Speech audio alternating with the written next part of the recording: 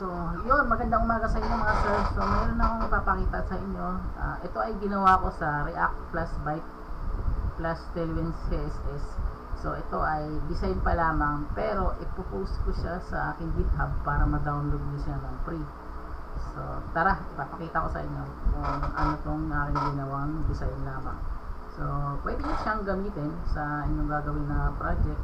So, template pa lang naman to. So, lagyan nyo na lang ng ibang pang design. Ngayon, nilagay ko siya sa isang folder. Tinawag ko siya ng front end. So, CV ko lang. Parang may mara natin yung folder na yan. Front end. So, paano ba siya i-run? So, npm run dev. So, ayan na. Basta React plus Byte plus Tailwind CSS. Yung ano natin, yung pinang-design natin is yung Tailwind CSS.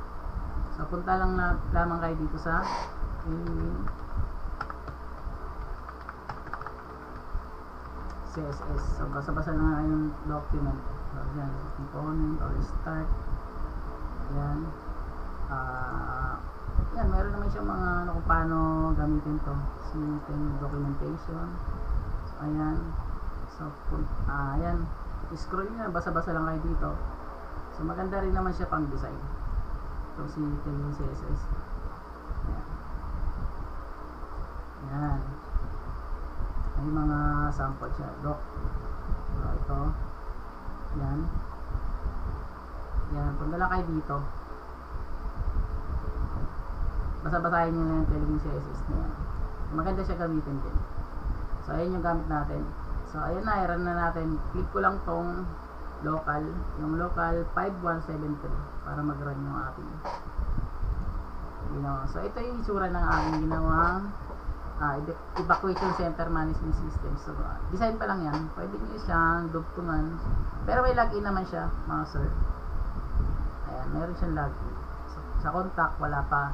So, pwede nyo lagyan ng contact na nice yung design. So, about, pwede nyo rin lagyan yan.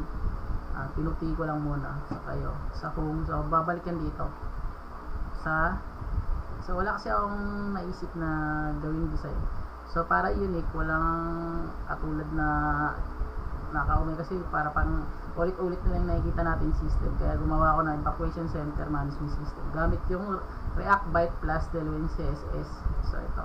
So, design pa lang, pwede nyo itong gamitin or lagyan ng function. So, kayo na bahala. So, nag-i-slide din ito mga boss. Previous, next na. So, pwede nyo siyang i-click. Clickable naman yung previous saka next. Is contact. Pwede mo. Tapos, pag click nyo, pupunta yan dito. Recta. So, login pa lang itong ginawa ko. Pwede nyo namang i-copy itong login. Tapos, gawa kayo ng register. So, pwede nyo ilagay dito sa baba ng login. Yung register na yun. Link nyo na lang. So, gamitan nyo na lang ng link na ganito. Ito yung link. Ito sa ilalim ng login. Para sa registration na gagawin nyo dito.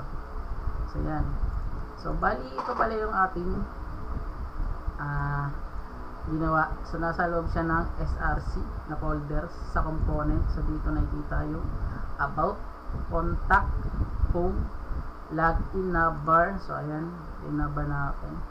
So, ayan. May copy rin yung apps natin yan.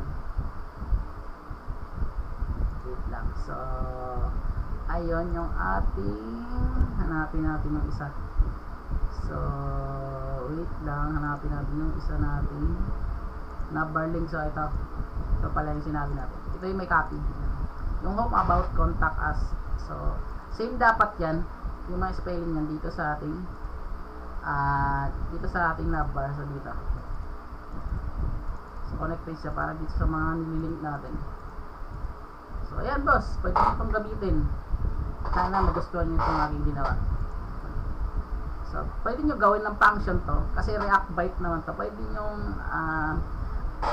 gawin nyo is gumamit na lang kayo ng Node Express tas Axios para dun. Ayan nyo, hugutin nyo lang ng mga data gamit nyo Axios dun sa Node. para or gumawa kayo ng login ng sarili or register na gusto nyong design. Kasi ito, ganito lang design na nagawa ko. Baka magaling kayo mag-design sa Tailwind, CSS, pwede nyo ito i-customize pa ng sarili ng design. So sana maging okay sa inyo to. Kahit simple lang, makatulong sa inyo. Pwede nyo gamitin tong ating template na ginawa. So ayun. So ayun boss, yun lang. Wait nyo na lang yung aking link para ma-download nyo yung template na to. So ilalagay ko kasi siya sa GitHub. Maraming salamat. So marami pa akong tutorial na gagawin. Hindi lang pag-upload ng template. So gagawa ako sa sunod ng tutorial sa React. So mayroon na siyang backend. So ito lang muna yung pinakita. Thank you.